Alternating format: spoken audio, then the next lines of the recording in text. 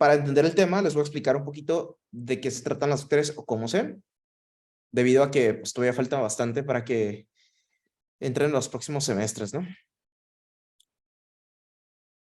Esta es una bacteria. Lo característico de una bacteria es que tiene una pared muy gruesa, que está rico de algo que se conoce como peptidoglucanos. Y para que se desarrolle, ocupan algo que se le conoce como transpeptidación. Y lo que hacemos básicamente con los medicamentos, ya sea es bloquear la transpeptidación, o sea, que no se genere la pared, y la otra es destruirlo, la bacteria por dentro. La transpeptidación, como dice ahí, su nombre está a base de péptidos. Los péptidos se pueden obtener a través de la síntesis del RNA con relación a las bacterias.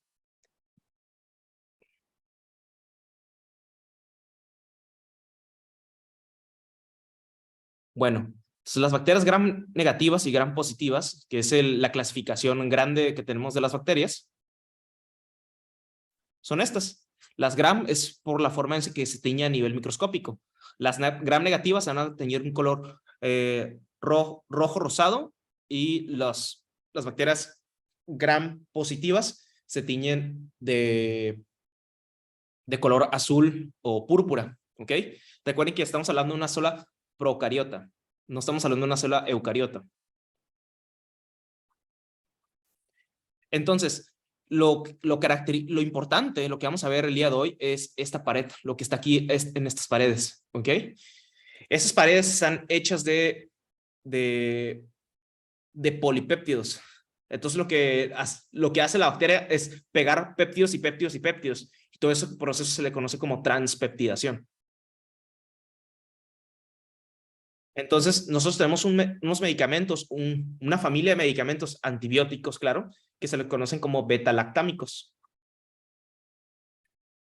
Estos beta-lactámicos, los más famosos son las penicilinas y sus derivados, y las cefalosporinas.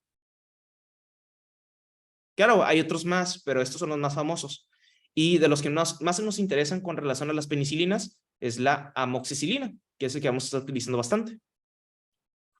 Aquí no va a entrar el ácido clavulánico. El ácido clavulánico entra en otro grupo de fármacos que se le conocen como inhibidores de la beta-lactamasa.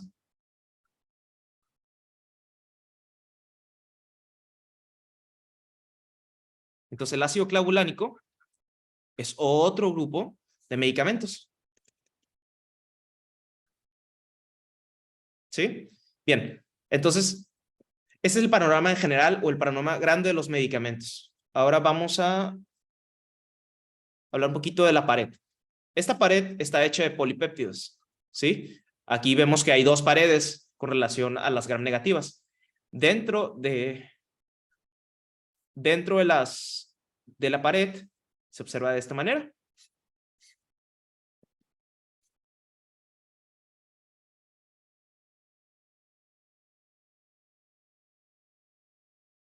Así es como se ven las paredes, ¿sí?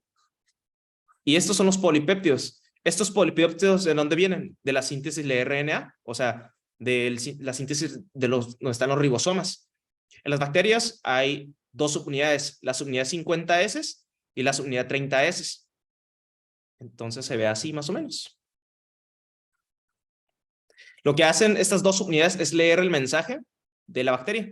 Cuando lo leen, empiezan a formar polipéptidos. Y esos polipéptidos son los que van aquí. Entonces nosotros tenemos otro grupo de medicamentos, los que atacan dentro de la célula, bueno, adentro de la bacteria, ¿sí? Entonces ahorita vamos a ver cómo es eso. Entonces, les comentaba sobre la pared bacteriana. Como tenemos dos paredes,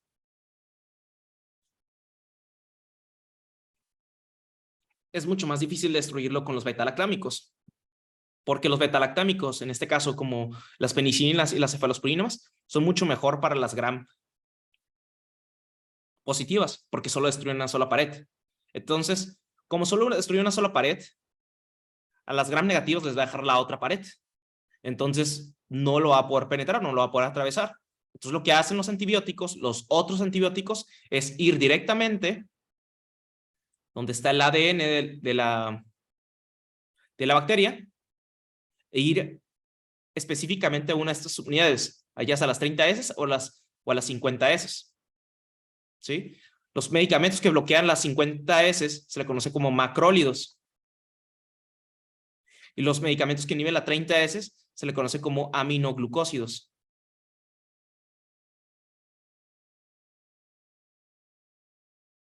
Por ejemplo, los ejemplos de los macrólidos, tenemos la eritromicina, acitromicina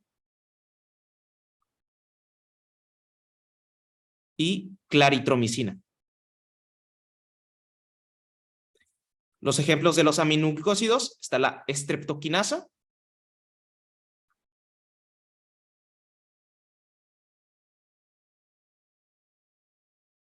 amicacina, gentamicina.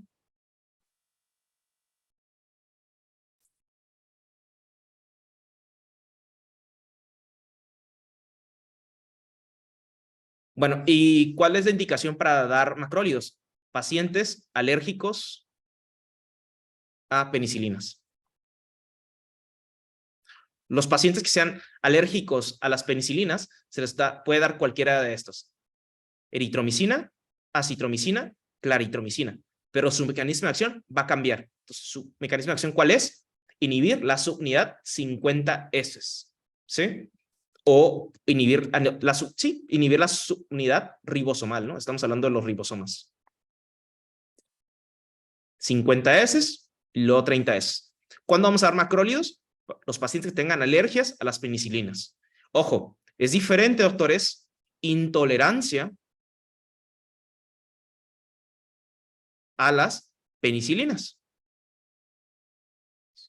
El paciente que presente alergia a las penicilinas es el paciente que tiene hipersensibilidad. Como lo vimos en asma, como lo vimos en rinitis alérgica, pues el paciente va a presentar prurito, va a presentar urticaria, ¿sí? Datos de alergia, ¿sí? Alergias, urticaria, ¿sale? ¿Qué más? Rinitis. Y la más peligrosa de todas es un choque anafiláctico, anafilaxis. Anafilaxia igual, alergias. Y la intolerancia a las penicilinas se refiere a los síntomas gastrointestinales. ¿Quiénes no lo van a tolerar?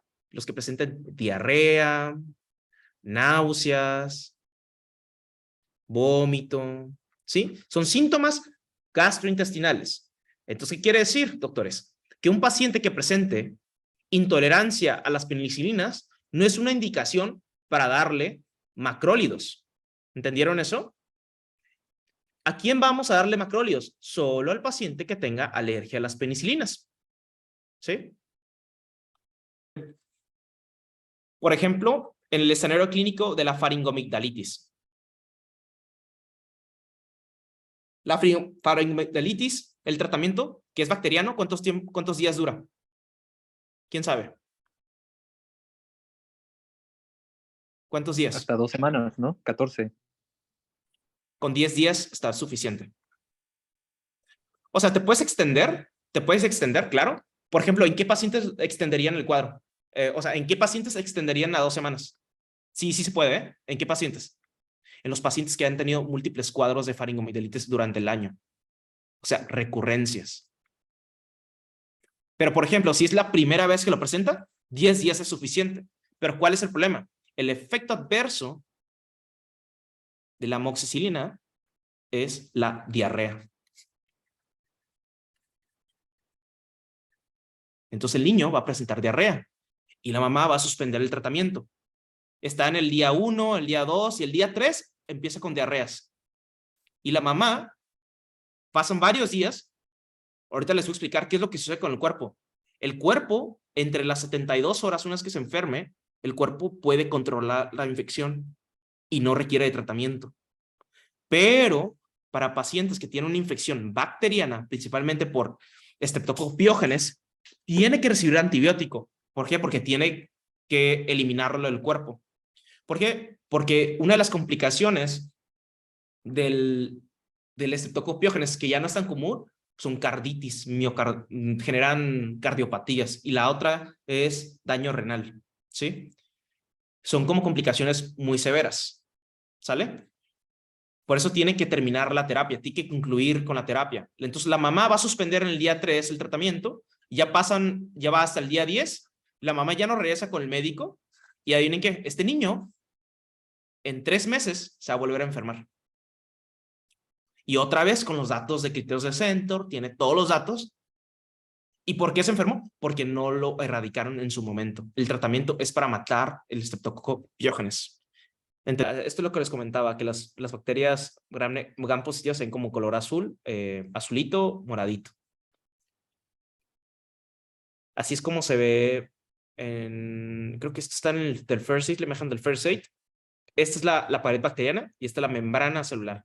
Como se pueden dar cuenta, es más gruesa a comparación de la pared del gram negativo. Es mucho más delgadito, pero aquí arriba hay otra pared, ¿sí? Entonces, lo que hacemos con los antibióticos es buscar atravesar esta pared, ¿sí? Y la otra es darle medicamentos que van directamente hasta el ADN, a nivel donde están los ribosomas, donde están las unidades 50 y 30 S, y matar la bacteria por dentro. Bien, entonces, como ya tiene una muy buena introducción de cómo son las bacterias y con relación a los betalactámicos, pues ahora vamos a proceder a ver el tema de faringitis, ¿sí?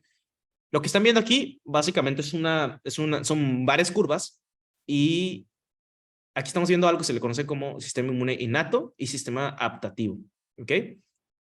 El sistema adaptativo es la que conforma los linfocitos T, las células que producen memoria.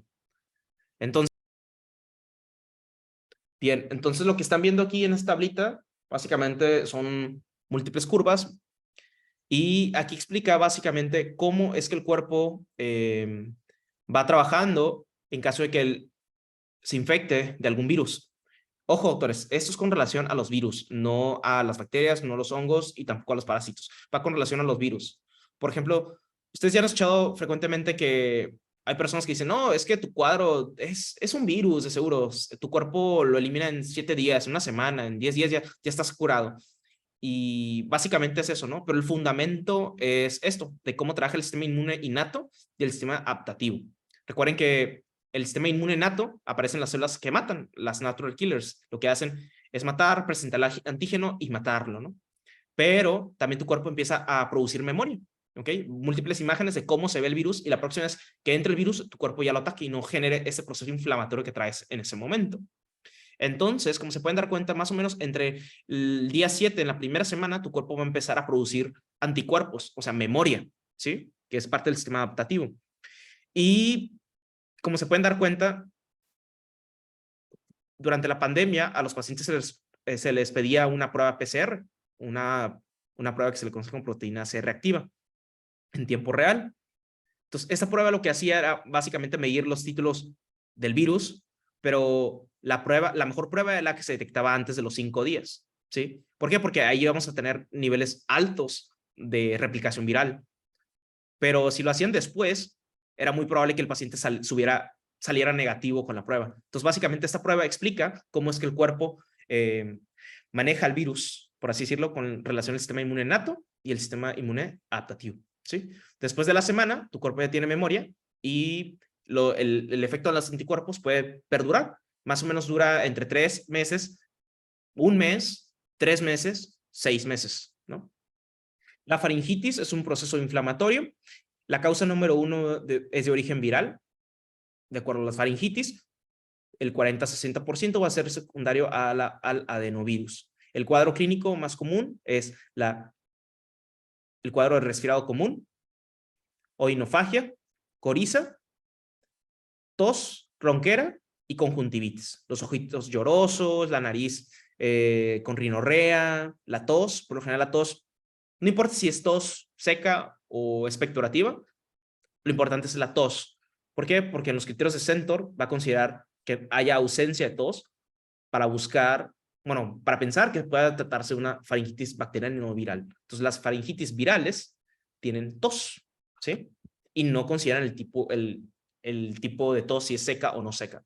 Lo importante es tener tos. 2, 3.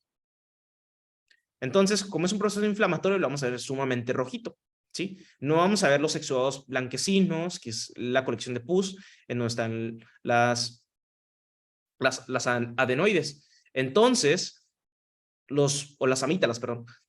Entonces, los pacientes que tienen un proceso viral, pues va a ver sumamente rojizo, ¿no? Un proceso inflamatorio, y va a tener este cuadro clínico. O sea, esto es lo que van a encontrar en la expresión física. Completamente eritematoso nada más.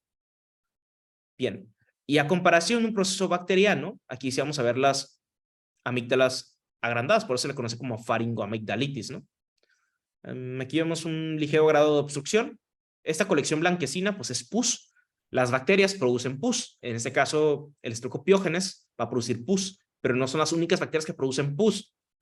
Pero este puntillo blanquecino que ven aquí, o estos hallazgos blanquecinos que ven ahí, es pus, ¿no? Y que fue producido por las bacterias. Por eso les comentan ustedes que si ven una imagen de este tipo, lo primero que piensan es un proceso bacteriano y no un proceso viral que se ve de esta forma. ¿Sí? Recuerden que esto va a dar un punto en los criterios de Centro.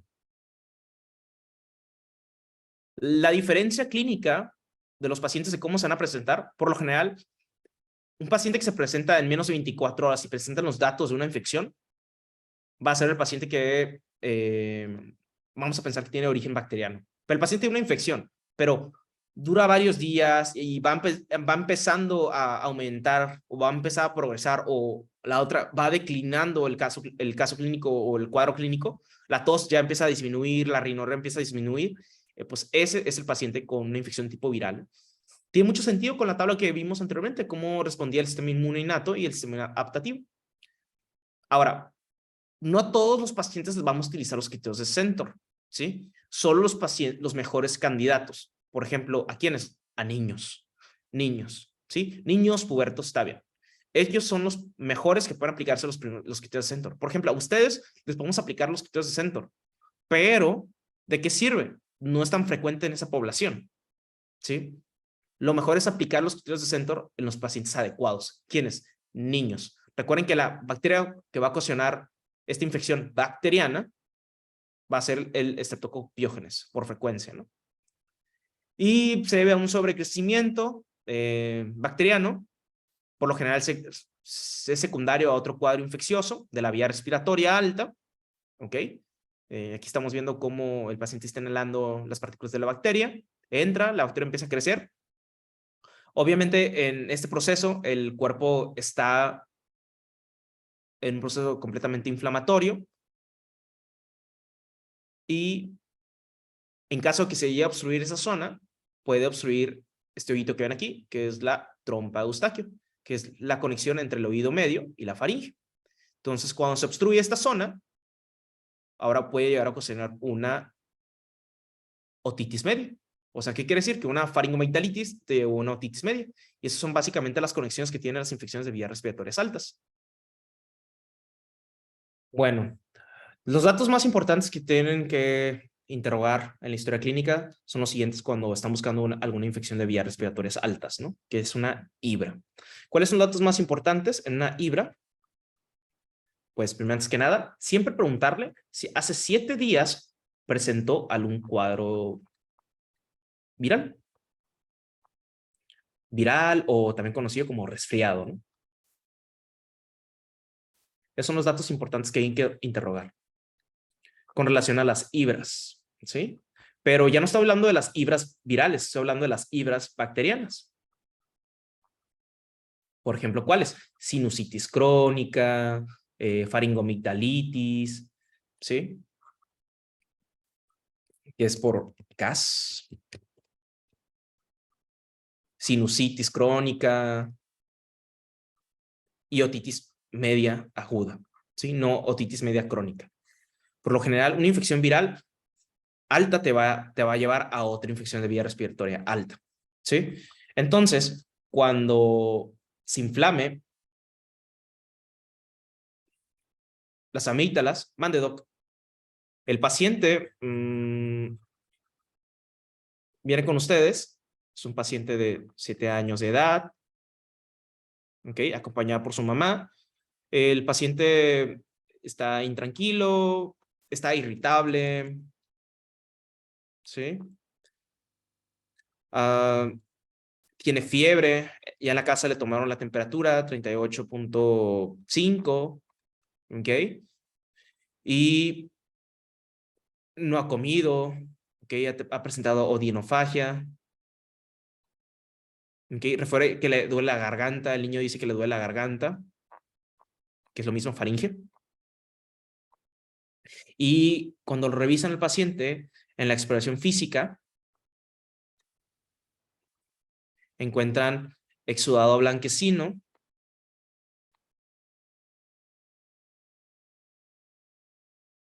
o puntilleos, así también se le dicen puntilleos.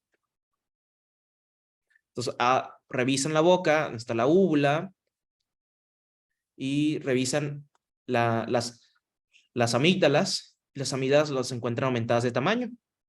Pero lo característico de aquí es que están sumamente rojizas. ¿Sale? Y notan que se ven el exudado faríngeo, ¿no? Que se ve así de esta forma. Entonces, ¿cuántos puntos según los criterios de Centor tiene tu paciente? ¿Qué otros datos ocupamos interrogar al paciente? Ya tenemos la edad del paciente, ya sabemos si tiene fiebre el paciente, y ya en la expresión vimos exudado blanquecino. ¿Qué otros datos más ocupamos interrogar con relación a la historia clínica del paciente? Falta de tos, ¿no? Bien, le preguntan a la mamá porque el niño no responde, no quiere responder, está callado, está irritable, no quiere, y le preguntan tos ausente. ¿Qué falta otra cosa más que se tiene que hacer en la expresión física? Revisar adenopatías. ¿Sí? Ah, sí. Pregunta, son cervicales, ya sé, pero ¿anteriores o posteriores? Anteriores. Son anteriores, ¿no? Así es. Entonces, ok, revisan los ganglios linfáticos, lo voy a dibujar por acá, para que lo vean. Revisan los ganglios linfáticos, la cadena cervical. Y sí están aumentados de tamaños. Sí están aumentados de tamaños. Entonces tiene otro puntito más, ¿no? Entonces ahí están los criterios para el paciente con relación a si recibe tratamiento antibiótico, y la otra es si requiere o no cultivo. ¿Y qué pasa con los pacientes con adenopatías cervicales posteriores? Infección por Epstein-Barr, ¿sí? Por eso los criterios de Centor vienen anteriores, no vienen posteriores. ¿Sí les quedó claro eso?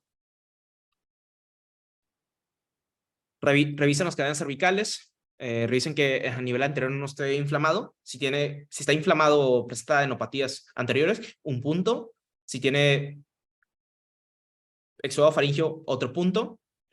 Si no presenta tos, otro punto. Y si tiene edad, otro punto. ¿Sí? Tienen 4 puntos y la probabilidad va a ser muy, muy alta de que se trate de Streptococcus pyogenes, la infección. Ahora, estos son con relación a los criterios de Centor. La función de los criterios de Centor, ¿cuáles son? ¿Para qué hay que buscar los criterios de Centor? Los criterios de Centor no nada más sirve para darle antibiótico al paciente, ¿sí? Sirve para saber si va a ser candidato para recibir el test o el cultivo, ¿sí? Mientras más puntos tenga, pues la probabilidad va a ser mucho más alta. Pero, por ejemplo, si ustedes no disponen de cultivo, está muy bien, es un punto de buena práctica. Inmediatamente se inicia terapia con penicilinas o derivados. ¿Les quedó claro eso? Muy importante eso. Entonces, sumamente importante con relación a los criterios de Centor. Los criterios de Centor sí orientan a que si le vamos a dar tratamiento o no al paciente, pero los criterios de Centor van más allá en la parte de si o no le van a hacer la prueba o no del diagnóstico al paciente, ya sea cultivo o la prueba rápida, ¿sí?